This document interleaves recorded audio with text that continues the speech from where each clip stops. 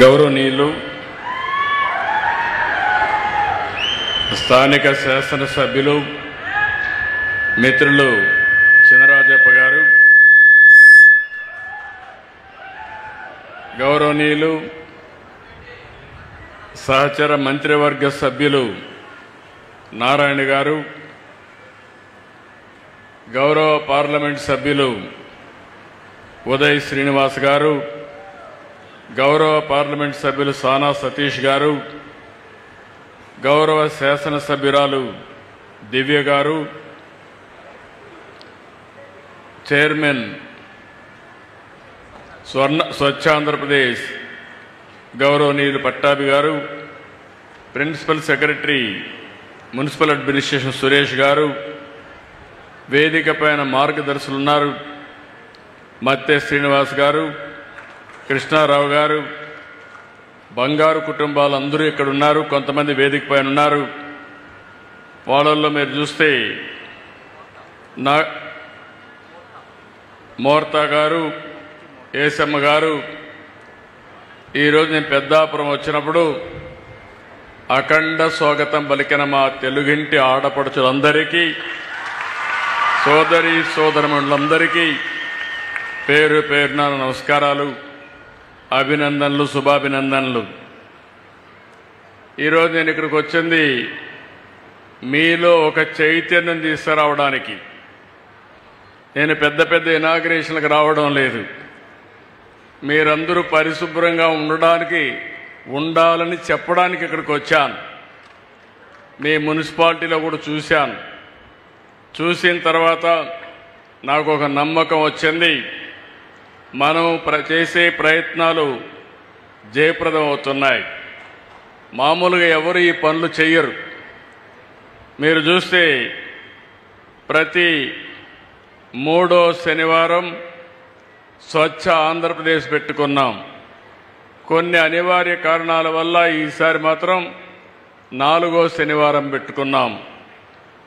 7 నెలలుగా ఈ కార్యక్రమాన్ని చేస్తున్నాం. నేను చాలాసార్లు మీకు ఒక మాట చెప్పాను, స్వర్ణ ఆంధ్రప్రదేశ్ కావాలంటే ముందు మీ ఆలోచన విధానం మారాలి. ఇప్పుడే సురేష్ గారు చాలా స్పష్టంగా చెప్పారు. మనందరిలో ఒక విషయం మనం గుర్తుపెట్టుకోవాలి, మన ఇంట్లో చెత్త తీస్తాం, ఎక్కడ వేస్తామంటే రోడ్డు మీద వేస్తాం.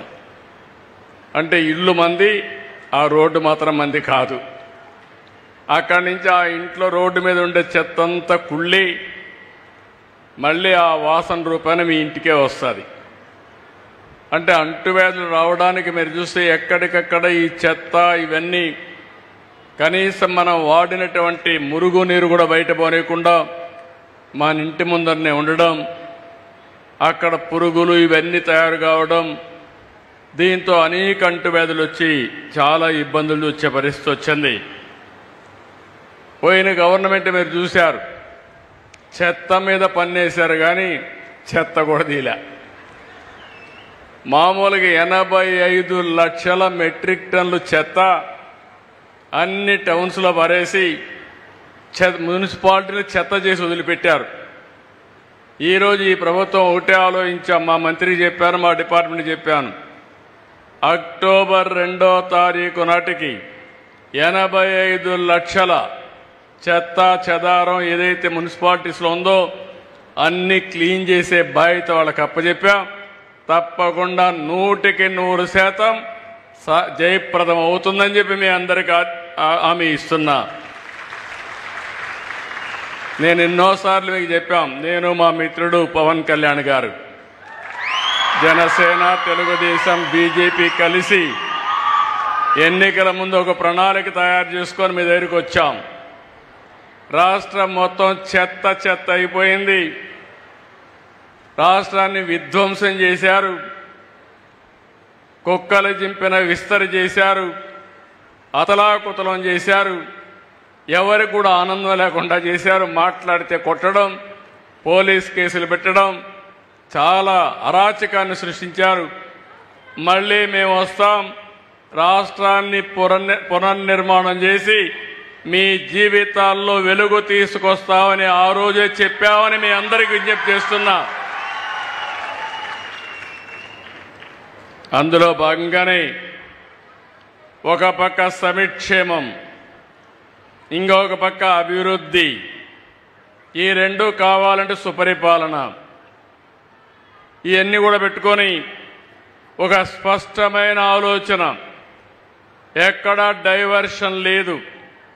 నేను ఒకటే చెప్పాను, స్వర్ణాంధ్రప్రదేశ్ ఒక విజన్ తయారు చేశాను. 2047కి మీ అందరికీ ఆదాయం పెరగాలి, ఆరోగ్యంగా ఉండాలి, మీరందరూ ఆనందంగా ఉండాలి, మీ ముఖాల్లో ఆనందం చూడాలని నాకు ఏకైక కోరిక. ఇది సాధించి తీరతామని మరొక్కసారి మీ అందరికీ విజ్ఞప్తి చేస్తున్నా. అయితే ఇక్కడికి వచ్చినప్పుడు నేను మన గ్రామాలన్నీ కూడా పరిశుభ్రంగా ఉండాలి, మన ఆలోచనలు కూడా పరిశుభ్రంగా ఉండాలి, స్వచ్ఛంగా ఉండాలి. నాకు ఎప్పుడు ఈస్ట్ గోదావరి జిల్లాకు వస్తే, పాత ఈస్ట్ గోదావరి జిల్లా, అందరికంటే మంచి మనసున్న వ్యక్తులు ఈ జిల్లాలో ఉన్నారని చెప్పి కూడా నేను మీకు తెలియజేస్తున్నా. ఇప్పుడే చిన్నరాజప్ప గారి ఉపన్యాసం విన్నారు, గట్టిగా కూడా మాట్లాడు అంటే మాటల్లో కూడా సౌమ్యం గడపడే జిల్లా, ఏకైక జిల్లా ఈ ఈస్ట్ గోదావరి జిల్లా అని చెప్పి మరొకసారి తెలియజేస్తున్నా. మంచి మనసు ఉండేవాళ్ళు. అలాంటి ఈ జిల్లాలో కూడా రౌడీజం జరిగింది. అవన్నీ గడిచిన చరిత్ర. అయితే ఈరోజు నేను ఆలోచించింది, ముందు ఇక్కడి నుంచి ప్రారంభమై చెత్తని ఏ విధంగా సంపద చేయొచ్చునో ఆలోచిస్తున్నాం. అనేక మార్గాలు ఉన్నాయి. ఇంటి దగ్గరనే చెత్త నుంచి కాంపోస్ట్ తయారు చేయడం, అదే మరి ఒకేసారి వాడే ప్లాస్టిక్ నిషేధం చేయడం, ఈ వేస్ట్ని ఏ విధంగా మేనేజ్ చేయాలో రీసైక్లింగ్ పంపేయడం, ఇవన్నిటికీ ఒక ఆలోచన విధానాన్ని తీసుకొచ్చాం. ఈరోజే నేను వెళ్ళాను, ఇక్కడ ఒక వెహికల్ కూడా పంపిస్తున్నాం. ఆ వెహికల్లో మీ ఇంట్లో ప్లాస్టిక్ కానీ, అదే మరిగా ఈ వేస్ట్ కానీ, లేకపోతే అనేక రకాలైన పాత వస్తువులుంటే అవన్నీ ఒక రేటు వారిగా ఇచ్చి వాళ్ళు అవన్నీ తీసుకొని మీకు ఏ వస్తువులు కావాలన్నా అక్కడికక్కడే దాన్ని ధరగట్టి మీకు ఇచ్చే పరిస్థితికి వస్తున్నారు. అంటే మీరు ఒకప్పుడు మీ ఇంట్లో దోచుకునేవారు, ఈ ప్రభుత్వం మీ ఇంట్లో వేస్ట్ను కూడా 10 రూపాయలు ఇచ్చే మార్గం చూపిస్తుందని మీ అందరికీ విజ్ఞప్తి చేస్తున్నా. అది గడిచిన ప్రభుత్వానికి ఈ ప్రభుత్వానికి తేడా.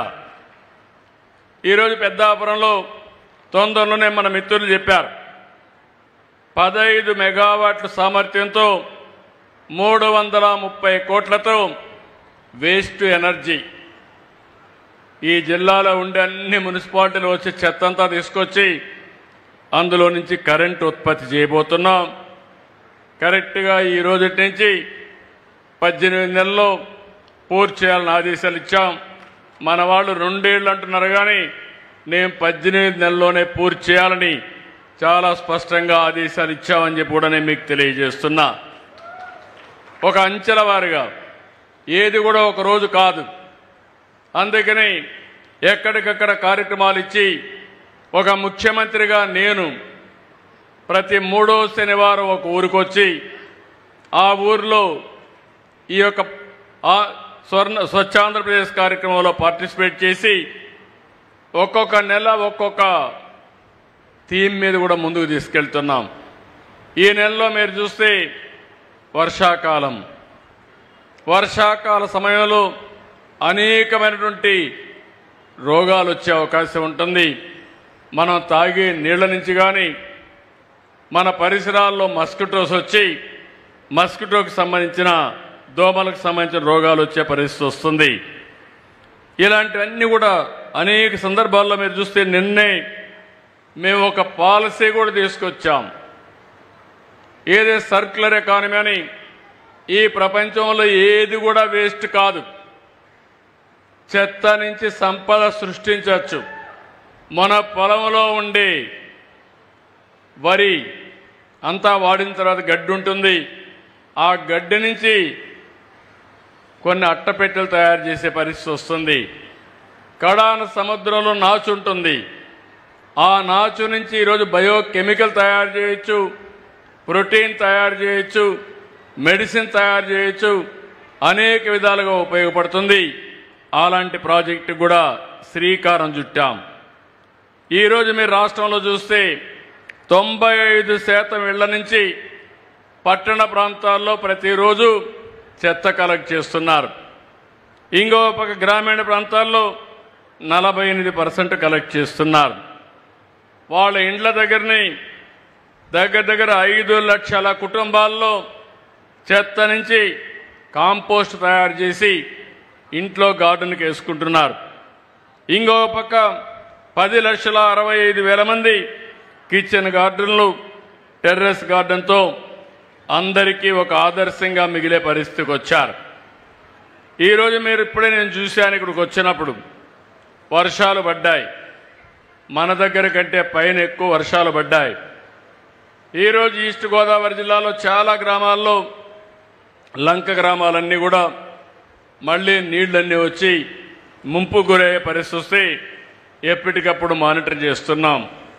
గోదావరిలో ఈరోజు 2వ అలర్ట్ ఇచ్చారు. దగ్గర 13 నుంచి 14 లక్షల క్యూసిక్స్ ఆఫ్ నీళ్లు సముద్రంలోకి పోతున్నాయి. ఇది మొన్న కూడా నేను ఒక లెక్క కూడా చెప్పాను. ఇక్కడి నుంచి గోదావరిలో ప్రతి సంవత్సరం 2,500 టీఎంసీ నీళ్లు సముద్రంలోకి పోయే పరిస్థితికి వస్తున్నాయి. ఈ వానల వల్ల ఈరోజు మీరు చూస్తే దోమలు, ఇప్పుడే నేను ఆదేశాలు ఇచ్చాను. ఈ రాష్ట్రంలో దోమల్ని పూర్తిగా నివారించాలని. మీకు దోమల ద్వారా మలేరియా వస్తుంది, డెంగ్యూ వస్తుంది, చికెన్ గున్యా వస్తుంది, కొంతమందికి అయితే ప్లేట్లెట్లు పడిపోతాయి, లక్షల రూపాయలు ఖర్చు పెట్టే పరిస్థితి వస్తూ ఉంది, బలహీనం అయిపోతున్నారు. అందుకే ఈరోజు డ్రోన్స్ కూడా ఉపయోగించి ఎక్కడికక్కడ ఈ మస్కిటోని పూర్తిగా నిర్మూలించే కార్యక్రమానికి కూడా శ్రీకారం చుట్టాం. మామూలుగా మనం ఒకప్పుడు ఫాగింగ్ ఇచ్చేవాళ్ళం, యాంటీ లారల్ ఆపరేషన్లు చేసేవాళ్ళం. ఇవన్నీ కూడా గడిచిన ప్రభుత్వం మొత్తం పడకేసింది. ప్రజారోగ్యం పైన చేతకన్నేశారు, చాలా ఇబ్బందులు వచ్చాయి. ఇవన్నీ కూడా ఈరోజు మీరు చూస్తే మళ్ళీ సెటరైట్ చేసే పరిస్థితికి వచ్చాం. నేను 14-19లో దోమల పైన యుద్ధం అన్నాను. యుద్ధం అంటే నన్ను ఎగతాళి చేశారు. అంటే ఇప్పుడు కాదు, నేను ముఖ్యమంత్రి అయినప్పటి నుంచి మొదటి నుంచి మీరు చూస్తే ప్రభుత్వం యొక్క అసమర్థత వల్ల, ప్రభుత్వాల అసమర్థత వల్ల అంటువ్యాధులు వస్తున్నాయి. నీళ్లు సరిగా ఇవ్వకపోతే ఆ నీళ్లలో మురికి నీళ్లు కలిసిపోయి ఓసారి బోర్లో వచ్చే నీళ్లన్నీ కూడా కంటామినేషన్ అయిపోయి అనేక అంటువ్యాధులు వస్తున్నాయి. జీఈ కానీ ఇలాంటి రోగాలు వచ్చే పరిస్థితి వస్తుంది. దోమల వల్ల నేను ఇప్పుడే చెప్పాను ఎలాంటి ఖర్చులు ఏమైనా సమస్యలు వస్తాయని. నేను ఈరోజు స్వర్ణాంధ్రప్రదేశ్లో ఒక మాట చెప్పాను, అన్నింటికంటే ఆరోగ్యం ముఖ్యం. ఆరోగ్యం ఉన్నప్పుడు మీకు ఇబ్బందులు కనపడవు, అనారోగ్యం వచ్చినప్పుడే ఇబ్బందులు కనపడొస్తాయి. ఒక క్యాన్సర్ వస్తే ఆ కుటుంబం చితికిపోతుంది. ఒక అనారోగ్య సమస్య వస్తే మీరు కాదు బాధపడేది, మీ ఇంట్లో అందరూ బాధపడతారు. మిమ్మల్ని హాస్పిటల్ తీసుకెళ్ళాలి, మళ్ళీ తీసుకురావాలి. ఓసారి క్యాన్సర్ లాంటి వ్యాధులు వస్తే లక్షల రూపాయలు కొన్ని ఇటీవల కాలంలో చూస్తా ఉంటే నాకే ఆశ్చర్యం వేస్తుంది. ఒక్కొక్క వ్యాక్సిన్ 20 కోట్లు 30 కోట్లు. మనిషిని బ్రతికించుకోవాలి, 30 కోట్లు కావాలి. పేదవాళ్లకు దిక్కు లేదు. అలాంటి సందర్భాలు వస్తున్నాయంటే మన ఆరోగ్యం పైన దృష్టి పెట్టవలసిన బాధ్యత మీ అందరిపైన ఉంది. అందుకే ఈ ప్రభుత్వం చాలా స్పష్టంగా ఉన్నాం. పేదవాడి ఆరోగ్యం కోసం ఏం చేయాలనో చేస్తాం. రాబోయే ఇప్పుడే చినరాజప్ప గారు చెప్పారు, ఇక్కడ ఒక 100 పడకల ఆసుపత్రి అవసరమని. ప్రభుత్వం కొత్త పాలసీ తీసుకొస్తున్నాం. ప్రభుత్వ ఆధ్వర్యంలోని ప్రైవేటు వ్యక్తులు మేనేజ్ చేసేట్టుగా 100 పడకల ఆసుపత్రి ఈ పెద్దాపురంలో పెట్టించే బాధ్యత తీసుకుంటామని మీ అందరికీ హామీ ఇస్తున్నా. ఇలాంటి వినూత్నమైన కార్యక్రమాలతో మనం ముందుకు పోతున్నాం. ఈరోజు ఇంకొక పక్కన మీరు ఒక్కసారి చూస్తే నేను ఒకటే ఆలోచించాను. ఎన్నికల ముందు నేను కానీ పవన్ కళ్యాణ్ గారు కానీ బీజేపీ కానీ ఒకే మాట చెప్పాం, మాకు సంపద సృష్టించడం తెలుసు, ఆదాయాన్ని పెంచడం తెలుసు, అదే సమయంలో ఆదాయాన్ని పెంచి సంక్షేమాన్ని అభివృద్ధిని సమతుల్యంతో ముందుకు తీసుకుపోతామని చెప్పాం. ఎప్పుడు కూడా మీరు ఒక్క విషయం గుర్తుపెట్టుకోవాలి, అప్పులు చేసి సంక్షేమ కార్యక్రమాలు ఇస్తే లేకుంటే దోపిడీ విధానాలు చేస్తే ఆ వ్యవస్థ దీర్ఘకాలం మనుగడ సాధించలేదు. అనేక సార్లు నేను చెప్పింది, ఏ రాజకీయ పార్టీ అయితే ఏ వ్యక్తి అయితే సంపద సృష్టిస్తాడో అలాంటి వ్యక్తి సంక్షేమ కార్యక్రమాలు ఇవ్వడానికి అర్హత ఉంటుంది. దానివల్ల మీ జీవితాలు బాగుపడతాయి. నేను ఆ రోజు సూపర్ 6 అన్నాను. చాలామంది అన్నారు ఇది సాధ్యం కాదన్నారు.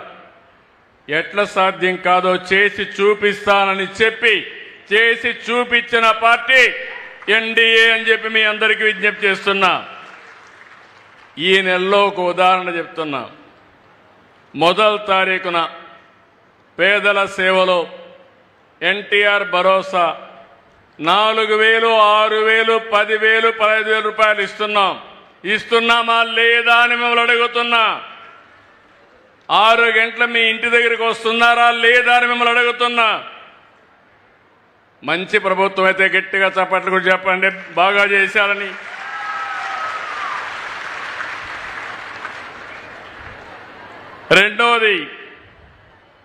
రెండో తేదీన 47 లక్షల మంది రైతులకి అన్నదాత సుఖీభవ 20,000 ఇస్తాన్నాం. కేంద్రం 2,000, మనం 5,000 కలిపి 7,000 మీ అకౌంట్కి వేసామా లేదా అని మిమ్మల్ని అడుగుతున్నా. ఏమయ్యా రైతులు గట్టిగా చప్పట్లు కూడా చెప్పండి.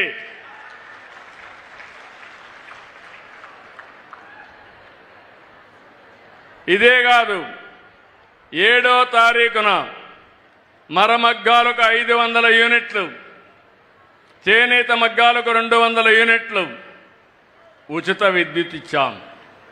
జీఎస్టీ రీఎంబర్స్ చేస్తున్నాం. నేతన్న భరోసా కింద ప్రతి నేతన్నకు 25,000 రూపాయలు తొందరలోనే ఇస్తామని చెప్పి కూడా నేను మీకు తెలియజేస్తున్నా. అదే రోజున నాయి బ్రాహ్మణులకి సెలూన్లకు 200 యూనిట్లు ఉచిత విద్యుత్తు. ఇది కాకుండా 40,000 సెలూన్లకి ఈ లబ్ధి వస్తుంది. నిన్ననే మా ఆడబిడ్డల ఉత్సాహం చూస్తున్నా. స్త్రీ శక్తి ఉచిత బస్సు ప్రయాణం. ఏమమ్మా ఆడబిడ్డలు ఆనందంగా ఉన్నారా లేదా? మీరు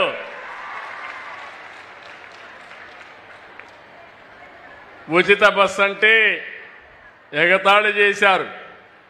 ఈరోజు నేను ఒకటే ఆలోచించాను, డాక్రా సంఘాలు పెట్టింది నేనే, అవునా కాదా? మా ఆడబిడ్డలను పైకి తీసుకొస్తానని చెప్పింది మొట్టమొదటిసారిగా నేనే, అవునా కాదా? వంట చేయాలంటే కష్టమని, అవసరమైతే మగవాళ్ళు కూడా చేయగలుగుతారని మొట్టమొదటిసారిగా దీపం కార్యక్రమం మీద వంట గ్యాస్ ఇచ్చానా లేదా మీకు? ఈరోజు 3 సిలిండర్లు ఉచితంగా ఇస్తున్నామా లేదా? ఈరోజు ఇలాంటి కార్యక్రమాలు ఇచ్చి మొబిలిటీ. ఈరోజు కొంతమంది ఆడబిడ్డలు పనిచేస్తారు. కాకినాడకు పోవాలంటే డబ్బులు కావాలి, రాజమండ్రి పోవాలంటే డబ్బులు కావాలి. ఇప్పుడు ఏమీ బాధ లేదు. చంద్రన్న పేరు చెప్పి బస్సులో ఎక్కి, పవన్ కళ్యాణ్ గారి పేరు చెప్పి బస్సులో ఎక్కి జల్సాగా వెళ్ళిపోవచ్చు మీరు. అలాంటి వసతి కల్పించాం. కావాలంటే అమ్మగారింటికి పోవాలన్నా, లేదంటే తల్లిని చూసి రావాలన్నా, లేదంటే బోరు కొడితే రోజు పోతే లేనిపోని సమస్యలు వస్తాయి. అవసరం అనుకుంటే మీరు మీ కుటుంబ సభ్యులు పుణ్యక్షేత్రాలకు కూడా వెళ్ళి దేవుడి దర్శనం చేసుకోవాలన్నా చేసుకునే ఏర్పాట్లు కల్పించాం. శ్రీశైలం పోవాలన్నా, సింహాచలం పోవాలన్నా, తిరుపతి పోవాలన్నా, ఎక్కడికి పోవాలన్నా మీకు అలాంటి ఏర్పాట్లు చేశాం. దీనికంటే సంక్షేమం ఏమైనా ఉంటుందా ఆడబిడ్డలు? మీరే చెప్పండి. మళ్ళీ మీరు అక్కడికి వెళితే భోజనం కూడా హోటల్ పోతే 100 రూపాయలు అవుతుందని 5 రూపాయలకే అన్నా క్యాంటీన్లో భోజనం పెడుతున్నాం. అవునా కాదా? ఇలాంటి అనేక సంక్షేమ కార్యక్రమాలు తీసుకున్నాం. అన్ని వర్గాలు ఆలోచిస్తున్నాం. మొన్నే మత్స్యకారులకి 25,000 రూపాయలు మత్స్యకారుల భరోసా కింద వాళ్ళ అకౌంట్లో డబ్బులు వేసా. ఈరోజు సముద్రంలో ఉండే సీవీడ్ని మత్స్యకారు ఆడబిడ్డలు ఏ విధంగా ఉపయోగించుకోగలుగుతారని ఆలోచించి వాళ్ళ ఆదాయాన్ని పెంచడానికి ఆ కార్యక్రమాన్ని కూడా తీసుకున్నాం. ఇలాంటి అనేక కార్యక్రమాలు ఇప్పటికే మీరు ఒకసారి చూస్తే 1 కోటి మంది పైన ఆడబిడ్డలు ఉచిత ప్రయాణం చేశారు. నాకు ఎంతంటే మిమ్మల్ని చూస్తే చాలా ఆనందంగా ఉన్నారు. అన్ని ప్రోగ్రాముల కంటే విజిబుల్గా ఉచిత ప్రయాణం సూపర్ హిట్ అని మరొకసారి తెలియజేస్తున్నా. ఈ మధ్య కాలంలో మన వాళ్ళందరూ చెప్తున్నారు సూపర్ 6 సూపర్ హిట్. అవునా కాదా? అయితే గట్టిగా చెప్పండి, సూపర్ 6 సూపర్ 6. ఇలాంటివి చేసి ఇప్పుడే ఇక్కడ ఈ మీటింగ్లో చూశారు. నేను వచ్చింది స్వచ్ఛ ఆంధ్రప్రదేశ్ కార్యక్రమం. నా పేదవాళ్ల పైన నాకుండే అభిమానం, బంగారు కుటుంబాలుగా పేదవాళ్ళందరినీ ఏర్పాటు చేశాం. ఒక పక్క సంక్షేమాన్ని ఇస్తున్నాం, ఇంకో పక్క పెద్ద ఎత్తున అభివృద్ధి కార్యక్రమాలకు శ్రీకారం చుట్టాం. నిన్ననే మీరు ఒకసారి చూస్తే రతన్ టాటా ఇన్నోవేషన్ హబ్ కింద ఒక ఇంటికి ఒక పారిశ్రామికవేత్తం తయారు చేయాలని అందులో డాక్రా సంఘాల్లో, మెప్మా సంఘాల్లో 1,00,000 మంది ఆంటర్‌ప్రెన్యూర్స్గా తయారు చేయడానికి ఒక కార్యక్రమాన్ని తీసుకున్నాం. ఇంకో పక్క 10 లక్షల కోట్ల రూపాయలు విలువ చేసే ప్రాజెక్టులు ఇప్పటికే ఎంఓయూలు చేశాం. చాలా ప్రాజెక్టులు ప్రారంభించాం. నా ఉద్దేశం ఒకటి, ఎవరైతే ఈ రాష్ట్రంలో చదువుకున్న పిల్లలందరూ బాగా డబ్బులు సంపాదించే మార్గం చూపించాలన్న ఆలోచనతో 1 ఫ్యామిలీ 1 ఆంటర్‌ప్రెన్యూర్ అనే కార్యక్రమానికి కూడా శ్రీకారం చుట్టాను. ఇంకో పక్క పోలవరం మొన్నటి వరకు డయాఫామ్ వాల్ పోతే సర్వనాశనం చేసి మళ్ళీ ఈరోజు గాడిన పెట్టి 2027లో జాతికి పోలవరాన్ని పూర్తి చేసి అంకితం చేసే బాధ్యత ఈ ఎన్డీఏ ప్రభుత్వానిది. అమరావతి ప్రాజెక్టును కూడా ఇదే మరిగా నాశనం చేసి మళ్ళీ ఈరోజు అమరావతి ట్రాక్లో పెట్టాం. తొందరలోనే దీన్ని కూడా ముందుకు తీసుకుపోతాం. అదే సమయంలో నేను ఆలోచించాను, ఈరోజు P3 ఉంది, పబ్లిక్ ప్రైవేట్ పార్ట్నర్షిప్. ఒక రోడ్డు వేయాలన్నా, ఒక ఎయిర్పోర్ట్ కట్టాలన్నా, ఒక పోర్టు కట్టాలన్నా ప్రైవేట్ వ్యక్తులు వస్తున్నారు. అవన్నీ డబ్బులు ఖర్చు పెట్టి పనులు చేసి అందులో నుంచి యూజర్ ఛార్జెస్ తీసుకుంటున్నారు. దీనివల్ల మనకు సంపద వచ్చింది. కానీ డబ్బులుండే వాళ్ళు బాగా సంపాదించారు, పేదవాళ్ళు రిలేటివ్గా ఇంకా కూడా ఆదాయం తగ్గిపోయే పరిస్థితి వచ్చింది. అందుకే ఈరోజు ఒక ప్రభుత్వం ఆలోచించేది, కేంద్రం కూడా నిన్నే ఒక కార్యక్రమం ఆలోచించారు. రేపు రాబోయే రోజుల్లో ఇంకా పేదవాళ్లపైన భారం తగ్గాలంటే పన్నులను తగ్గించడానికి శ్రీకారం చుట్టారు. అక్టోబర్ నుంచి తొందరలోనే వస్తుంది, సింప్లిఫికేషన్ వస్తాయి. దీనివల్ల మీ మీద భారం తగ్గుతుంది. మీ కొనుగోలు శక్తి పెరుగుతుంది, పరిశ్రమలు కూడా బ్రహ్మాండంగా పైకొచ్చే అవకాశం వస్తుంది. ఇది ఇంకొక తరం ఆర్థిక సంస్కరణలు అని చెప్పి నేను మీకు తెలియజేస్తున్నా. ఇలాంటి సంస్కరణల్ని నరేంద్ర మోడీ గారు అక్కడ తీసుకొస్తే మన రాష్ట్రంలో మనం దాన్ని ఆదర్శంగా అమలు చేసి భారతదేశంలో నెంబర్ 1 రాష్ట్రంగా తయారు చేయాలనే సంకల్పంతో నేను ముందుకు పోతున్నా. అయితే నేను ఒక్క విషయం ఇక్కడ మీరు గుర్తుపెట్టుకోవాలి. ఒక్కొక్క ఇటుక పేర్చుకుంటూ వస్తున్నాం, ఒక్కొక్క మెట్టు ఎక్కుతున్నాం, విదేశాల నుంచి పెట్టుబడులు తీసుకొస్తున్నాం, కేంద్రం నుంచి నిధులు సాధిస్తున్నాం. ఈరోజు మీరు చూస్తే విశాఖ ఉక్కు ఆంధ్రుల హక్కు అని పోరాడినటువంటి ప్రాజెక్టు మళ్ళా ప్రైవేటు పరం కాకుండా 12,000 కోట్ల రూపాయలు శాంక్షన్ చేయించి పనులు ప్రారంభించే పరిస్థితికి వచ్చాం. అదే సమయంలో విశాఖపట్నం రైల్వే జోన్ వచ్చే పరిస్థితి వచ్చింది. ఇలాంటి పనులన్నీ కూడా ఒకటి కాదు, మనం అనేక పనులు మీరు చేసుకుంటా పోతున్నాం. మీరు ఒక విషయం గుర్తుపెట్టుకోవాలి.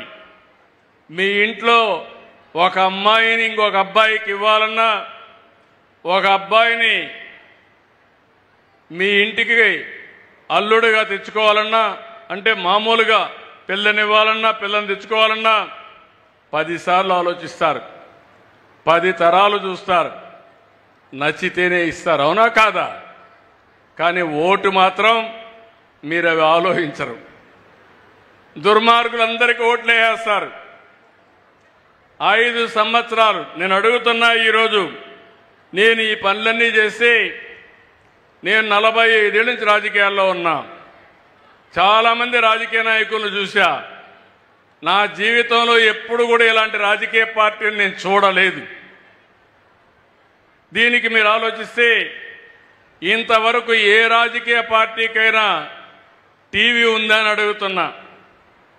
ఉందా ఎవరికైనా? తెలుగుదేశానికి టీవీ ఉందా? పవన్ కళ్యాణ్కి టీవీ ఉందా? బీజేపీకి టీవీ ఉందా? ఎవరికి ఉంది టీవీ రాష్ట్రంలో? ఎవరికి ఉంది? జగన్కు ఉంది. ఎవరికైనా పేపర్ ఉందా ఈ రాష్ట్రంలో? ఎవరికైనా ఉందమ్మా? ఎవరికి ఉంది పేపరు?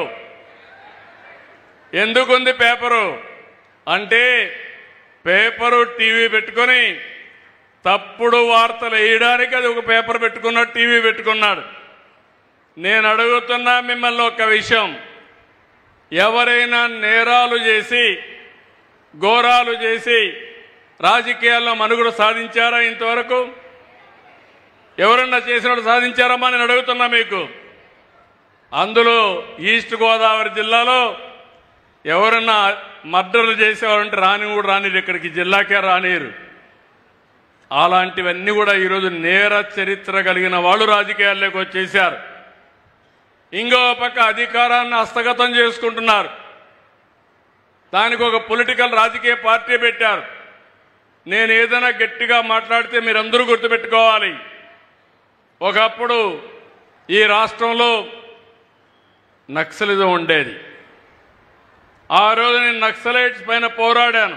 నా కోసరం కాదు, మీకు ప్రాణ రక్షణ ఉండాలి, మీ ఆస్తులకు రక్షణ ఉండాలని నక్సలైట్ల పైన పోరాడి నక్సలైట్ లేకుండా చేయడానికి ప్రయత్నం చేసి నా మీదనే దాడి చేసినా నేను భయపడలేదు. రాయలసీమలో ఫ్యాక్షన్స్ ఉంటే నేను పూర్తిగా నిర్మూలించాను. ఇంకో పక్క హైదరాబాద్లో కమ్యూనల్ వైలెన్స్ ఉంటే అవి కూడా మత విద్వేషాలన్నీ కంట్రోల్ చేశాం. ఈరోజు మీరు చూస్తామంటే మన రాష్ట్రంలో మొన్న మీరందరూ బ్రహ్మాండంగా స్పందించారు. నేను 45 ఏళ్ళు రాజకీయాల్లో ఉన్నాను, కానీ ఎప్పుడూ ఇవ్వనటువంటి మా నాయకుడు ఎన్టీ రామారావు గారు ఉన్నప్పుడు కూడా ఇంత పెద్ద విక్టరీ రాలేదు. 94% మేము పెట్టిన అభ్యర్థులందరూ గెలిచారు, బ్రహ్మాండంగా గెలిపించారు. ఇది ఒక చరిత్ర. ఈరోజు ప్రధాన ప్రతిపక్షం అసెంబ్లీలో లేదు. 11 మంది ప్రతిపక్షం ఉండాలంటే 18 మంది పైన ఉండాలి, 19 మంది ఉండాలి. అయితే అసెంబ్లీలో ప్రతిపక్షం లేదు, కానీ బయట మాత్రం ఒక రాజకీయ పార్టీ ఉంది. ఆ రాజకీయ పార్టీని చూస్తే అది విష రాజకీయ పార్టీగా తయారైపోయింది. ఈ విషయం మీరు గుర్తుపెట్టుకోవాలి. ఒక గ్రామం, మీ ఊర్లో దొంగతనం చేసేవాళ్ళు ఉన్నారంటే మీ గ్రామంలో ఎవరైనా పిల్లల్ని తీసుకుంటారమ్మా?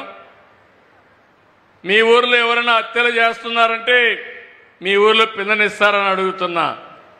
అదే మరి ఒక రాష్ట్రానికి ఒక విశ్వసనీయత ఉంటుంది, ఒక నాయకుడికి ఒక విశ్వసనీయత ఉంటుంది.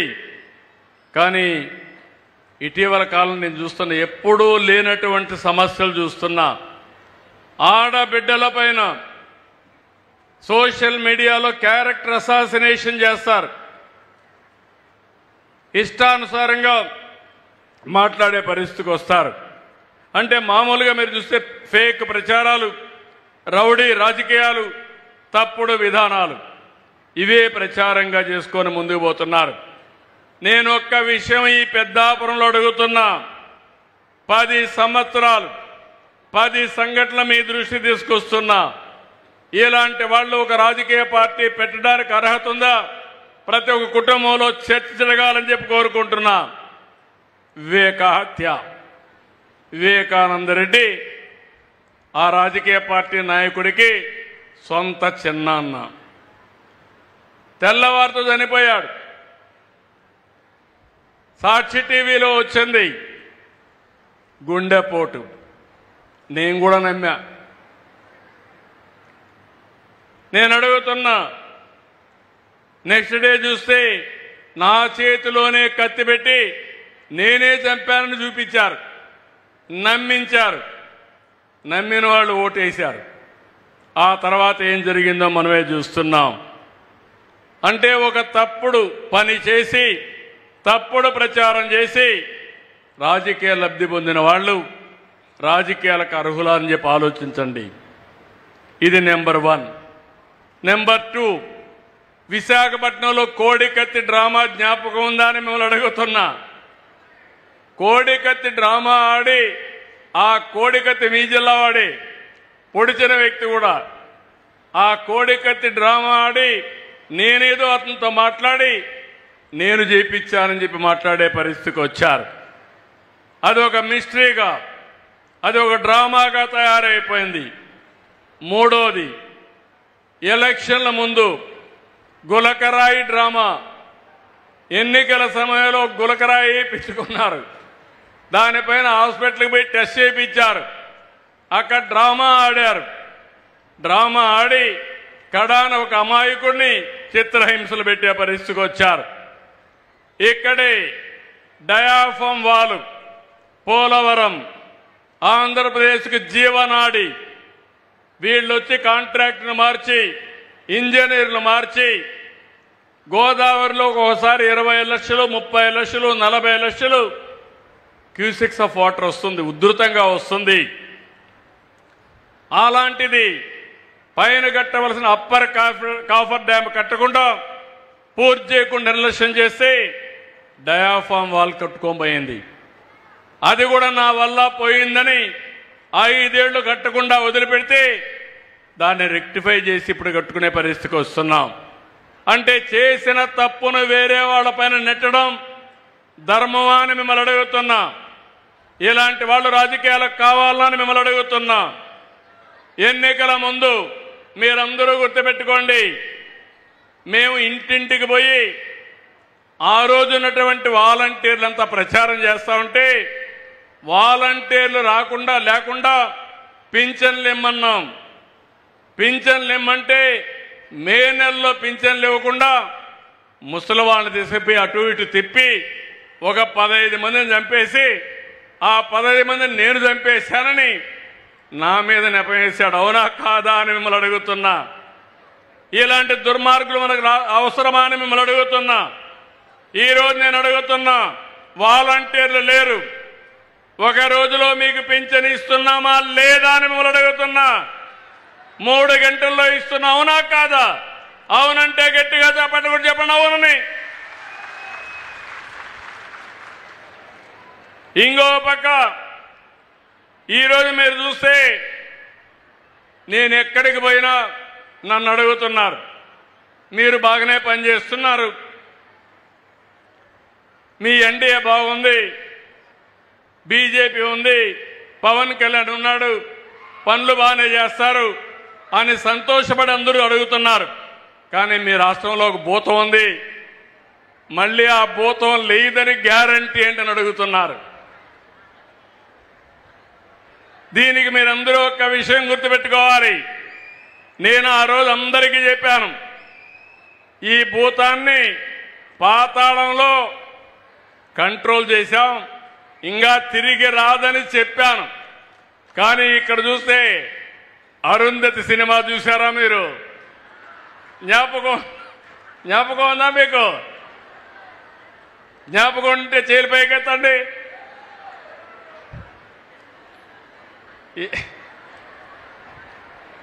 ఓకే, ఏంటి డైలాగు? నిన్ను వదల, మీరే చెప్తే బాగుంటుంది.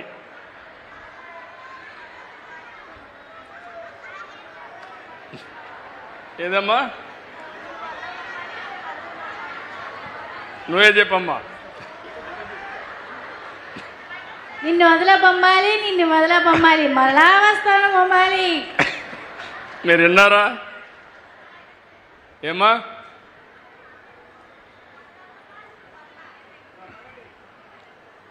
ఆ అమ్మాయికి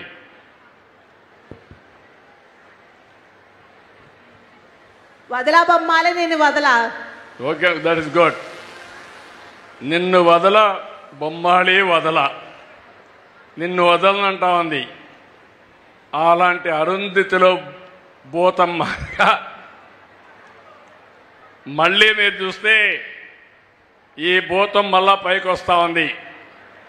మొన్న సింగయ్య మీరు చూసుంటారు, నేనే సీఎం, కార్ డ్రైవర్ కూడా గవర్నమెంట్ డ్రైవరే, పోలీసు కూడా సెక్యూరిటీ అంతా పోలీసులంతా గవర్నమెంట్ వాళ్ళే. అందరూ వెళ్ళారు. వెళితే వీళ్ళు ఇష్ట ప్రకారం తొక్కించుకుంటూ పోతే ఒక అతను వాళ్ళ కార్యకర్తే కారు కింద పడ్డాడు. కారు కింద పడితే మీరేం చేస్తారని అడుగుతున్నా మిమ్మల్ని. ముందు కాపాడతారా లేదా అని మిమ్మల్ని అడుగుతున్నా. తీసి పొదల్లో బారేశారు.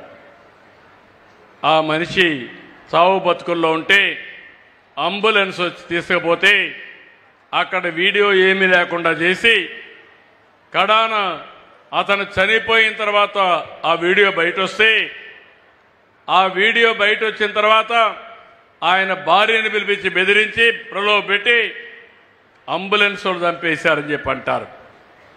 ఇలాంటి వ్యక్తిని ఏమనాలని అడుగుతున్నా. మొన్ననే నెల్లూరుకి వెళ్ళారు.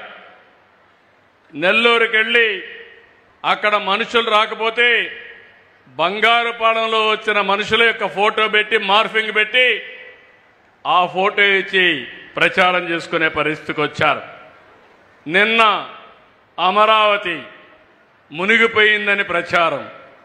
మొన్నటి వరకు అమరావతికి డబ్బు ఇవ్వద్దని అందరికీ లెటర్లు పెట్టి ఇది అమరావతిలో జరుగుతుంది, గవర్నమెంట్ ఆఫ్ ఇండియా 15,000 కోట్ల రూపాయలు డబ్బులు శాంక్షన్ చేస్తే నిధులు లేకుండా అడ్డం పడ్డారు. నిన్న మళ్ళీ మునిగిపోతుందని ఫేక్ ప్రచారం చేసే పరిస్థితి వచ్చింది. నేను ఒకటే చెప్తున్నా, అమరావతి మునగలేదు, మునిగిపోయింది మీ పార్టీ. భవిష్యత్తులో పైకి రాకుండా భూస్థాపితం కాబోయేది మీ పార్టీ కానీ అమరావతి కాదు. అమరావతి ప్రపంచంలోనే ఒక బ్రహ్మాండమైన నగరంగా తయారవుతుంది, తయారు చేస్తాం. ఒకప్పుడు హైదరాబాద్ నేనే కట్టాను, చేశాను, డెవలప్మెంట్ చేశాను. ఈరోజు most livable city, highest per capital ఇన్కమ్కి చిరునామా హైదరాబాద్. తెలుగు వారికి ఒక రాష్ట్రం ఉండడం గర్వకారణం. మళ్ళీ హామీ ఇస్తున్నా, ఆ రోజు ఒక రాష్ట్రం, ఈరోజు విశాఖపట్నం, అమరావతి, తిరుపతి 3 బ్రహ్మాండమైన సిటీలుగా తయారు చేసే బాధ్యత మనకు ఉంది. ఆ శక్తి సామర్థ్యంతో ముందుకు పోతాం. పెట్టుబడులు పెడతామంటే 9వ పాయింట్, దానిపైన మళ్ళా ప్రచారం పెట్టద్దని. నేను మొన్న సింగపూర్కు పోయాను. ఆ దేశంలో కూడా ఈయన చేసిన తప్పుడు పనులకి వాళ్ళు కూడా మన దేశం అంటే, మన రాష్ట్రం అంటే వ్యతిరేకత చూపించే పరిస్థితికి వచ్చారు. ఎవరైనా రాష్ట్రంలో పెట్టుబడులు పెడతామంటే ఆహ్వానిస్తారు, వెల్కమ్ చేస్తారు. వాళ్ళ మీద విమర్శలు చేయడం, మళ్ళా ఈ ప్రభుత్వం పోతే నేనే వస్తా, మీకు లేనిపోని ఇబ్బందులు కలిగిస్తానని బెదిరించే పరిస్థితికి వచ్చారు. నిన్న మళ్ళా పింఛన్లు. నేను ఒకటే చెప్తున్నాను, వికలాంగులు కాని వాళ్ళను కూడా వికలాంగులు చేసి పింఛన్లు ఇచ్చారు, దొంగలకు పింఛన్లు ఇచ్చారు. నేను ఆలోచించేది, నేను ఇచ్చే పింఛన్లు నా ఈ ప్రభుత్వం యొక్క కష్టార్జితం పేదవాళ్లకు దక్కాలి. పేదల ముసుగులో దొంగ పింఛన్లు ఇస్తే వాళ్ళందరినీ తీసేసి తిరిగి మీకే ఇస్తాం తప్ప వేరే వాళ్లకు కాదని హామీ ఇస్తున్నా. అర్హులకి పింఛన్లు రావాలి, అనర్హులకు పింఛన్లు ఇవ్వడం తప్పు. అందుకని దీనికి కూడా ముందుకు పోతున్నాం. నేను ఒక 10 ఉదాహరణలు చెప్పాను. ఇవన్నీ కూడా మీరు చూడండి. ముందు ఒక సోషల్ మీడియాలో ఒక పోస్ట్ పెడతారు, తర్వాత సాక్షిలో, బ్లూ మీడియాలో వేస్తారు, తర్వాత వీళ్ళు పనిగట్టుకొని ప్రచారం చేస్తారు. మనకు మీకు సేవ చేయాలని మా ఆలోచన. వీళ్ళు మాత్రం 24 గంటలు విష ప్రచారం చేయాలని ఆలోచిస్తున్నారు. నేను చెప్పిన 10 సంఘటనలు మీరు ఇంట్లో కూర్చొని బేరే చేయండి. ప్రతిరోజు ఇదే పని, ప్రతిరోజు విష ప్రచారం. రాష్ట్ర ప్రతిష్ట దెబ్బతీసే విధంగా ముందుకు పోతున్నారు. మనది అభివృద్ధి రాజకీయం, వాళ్ళది రాష్ట్రానికి అనర్థ రాజకీయం. మనది సంక్షేమ రాజకీయం, వాళ్ళది సంక్షోభ రాజకీయం. మనది విజన్ రాజకీయం, వాళ్ళది క్రిమినల్ రాజకీయం. అందుకే మీ అందరినీ కోరుతున్నా, ఈరోజు స్వచ్ఛ ఆంధ్రప్రదేశ్ రోజున స్వచ్ఛ ఆంధ్రప్రదేశ్లో చెత్త తీయడమే కాదు, స్వచ్ఛమైన ఆలోచనలు రావాలి. స్వచ్ఛమైన ఆలోచనలతో మనం ముందుకు పోవాలి.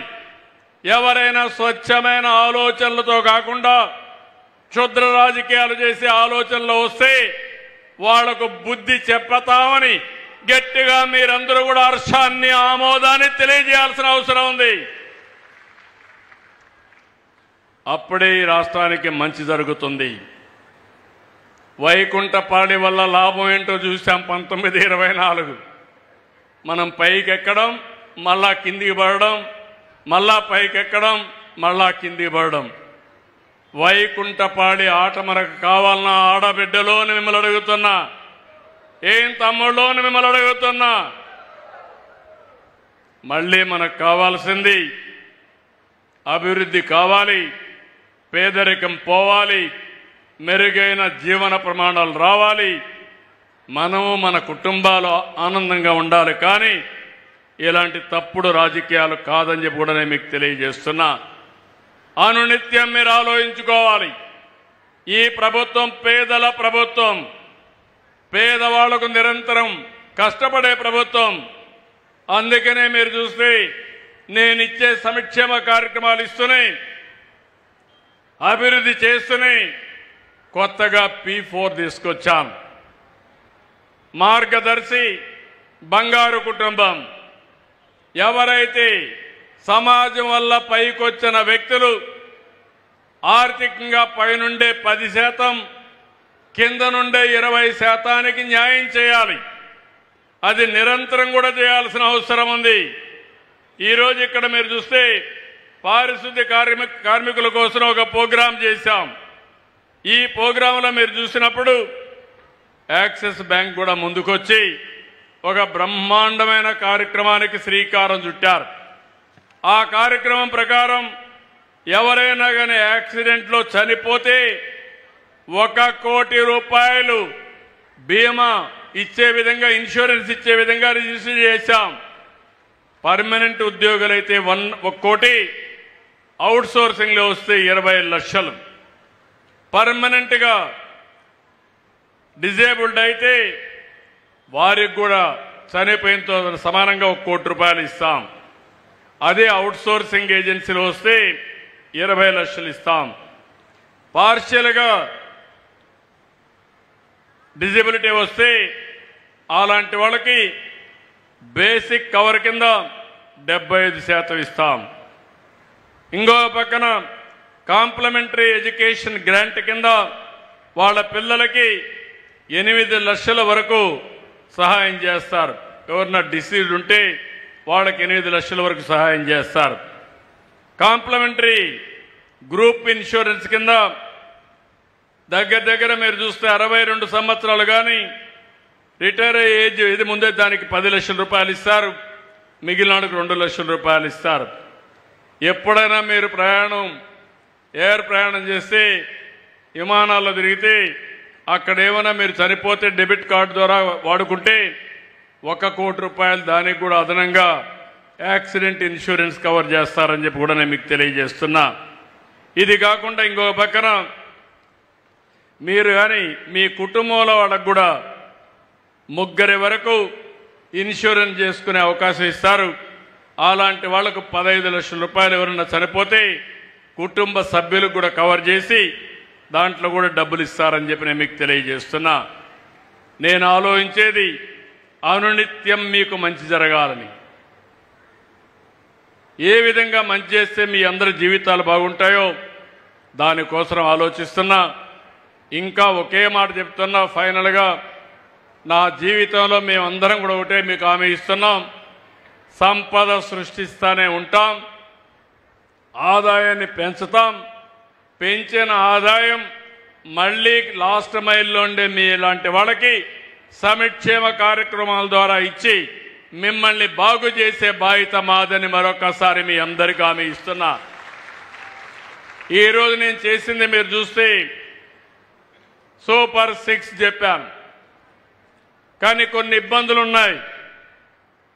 ఇంకా ఆదాయం పెరగాలి. ఒక ఇండస్ట్రీ పెడితే 2-3 ఏళ్ళు అవుతుంది. గడిచిన 5 సంవత్సరాల్లో అభివృద్ధి ఆగిపోయింది. ఇండస్ట్రీ రాలేదు, ఆదాయం తగ్గిపోయింది. అయినా కూడా చెప్పిన మాట నిలబెట్టుకోవడానికి అన్ని విధాల ప్రయత్నం చేసి సూపర్ 6ని సూపర్ హిట్ చేశామని మరొకసారి మీ అందరికీ విజ్ఞప్తి చేస్తున్నా. భవిష్యత్తులో ఇంకా ఆశాజనకంగా ఉంటాయి. ఒకప్పుడు మీరు చూశారు, రోడ్లన్నీ ఎక్కడ చూసినా గుంతలు పడిపోయినాయి. ఈరోజు రోడ్లు బాగు చేశామా లేదా అని మిమ్మల్ని అడుగుతున్నా. బాగు చేశామంటే గట్టిగా చప్పట్లు కూడా చెప్పండి, బాగుపడ్డాయని. ఒకటి కాదు, అన్ని వ్యవస్థల్ని ప్రక్షాళన చేశాం, ఇంకా మెరుగు చేస్తాం, రోజు రోజుకి ఇంప్రూవ్ చేస్తామని చెప్పి తెలియజేసుకుంటూ, ఈరోజు మీరు చూస్తే దగ్గర ఈ ప్రభుత్వం వచ్చిన తర్వాత 16 కేటగిరీస్లో స్వచ్ఛాంధ్ర అవార్డ్స్ కూడా ఇస్తున్నాం. రాబోయే 2వ తారీఖున అక్టోబర్ 2 మనకు గాంధీ జయంతి. ఆ రోజున మనం పెద్ద ఎత్తున అవార్డ్స్ ఇవ్వాలని ఒక కార్యక్రమం పెట్టుకున్నాం. దీంట్లో మన వాళ్ళు తయారు చేసిన దాని ప్రకారం అనేక అవార్డ్స్ ఇవ్వడానికి ముందుకొచ్చారు. కేటగిరీస్ కూడా మీరు చూస్తే స్వచ్ఛ మున్సిపాలిటీలు, స్వచ్ఛ గ్రామ పంచాయతీలు, అదే మరి స్వచ్ఛతా స్లమ్ లెవెల్ ఫెడరేషన్, అదే మరి స్వచ్ఛ విలేజ్ ఆర్గనైజేషన్, అదే మరి స్వచ్ఛ స్కూళ్ళు, స్వచ్ఛ అంగన్వాడీలు, బస్ స్టేషన్లు, రైతు బజార్లు, హాస్టల్స్, అదే మరి స్వచ్ఛ ఇండస్ట్రీస్, స్వచ్ఛ ఇండస్ట్రీలో ఎంఎస్ఎంఈలు, స్వచ్ఛ ఎన్జిఓలు, శానిటేషన్ వర్కర్స్లో స్వచ్ఛతా వారియర్స్, స్వచ్ఛ గ్రీన్ అంబాసిడర్స్, ఈ విధంగా 15 రకాలుగా అవార్డ్స్ ఇస్తున్నాం. ఎవరైతే సమాజం కోసం పనిచేస్తారో వాళ్ళని రికగ్నైజ్ చేయాలని ఇలాంటి కార్యక్రమాలు తీసుకున్నాం. బెస్ట్ సోషల్ మీడియా ఎంగేజ్మెంట్ కూడా చేస్తూ ఎక్కడికక్కడ ముందుకు పోతున్నాం. నేను ఒకటే ఆలోచిస్తున్నా, చైతన్యం తేవాలి, మీలో కూడా ఎక్కడికక్కడ ఒక ఆలోచన విధానాన్ని మార్చాలి. మళ్ళీ మన రాష్ట్రాన్ని స్వచ్ఛ ఆంధ్రప్రదేశ్గా చేయడమే కాకుండా 2047కి స్వర్ణాంధ్రప్రదేశ్ దిశగా తయారు చేయాలని, దేశంలోనే నెంబర్ 1 ఏదంటే దానికి చిరునామాగా ఆంధ్రప్రదేశ్ ఉండాలనేది నా ఆలోచన. ఇది చేస్తామని మరొకసారి మీ అందరికీ హామీ ఇస్తున్నా. ఇప్పుడు ఇక్కడికి వచ్చినటువంటి బంగారు కుటుంబాలని అదే మార్గదర్శులను అభినందిస్తున్నాం. మనందరి బాధ్యత పేదవాడికి సహాయం చేయడం నా ఒక్కడి బాధ్యతే కాదు. నేను చేయవలసిన బాధ్యత నేను చేస్తాను. చాలామంది మీరు కూడా పైకి వచ్చారు, ప్రభుత్వ విధానాలతో పైకి వచ్చారు, ప్రభుత్వ వసతులతో పైకి వచ్చారు. ఈరోజు మీకు కూడా ఒక బాధ్యత ఉంది. మీరు మనం కలిసి పనిచేద్దాం, ఈ కుటుంబాలను ఆదుకుంటామని చెప్పి తెలియజేసుకుంటూ, ఇప్పుడే మన చంద్రరాజప్ప గారు కొన్ని పనులు చెప్పారు.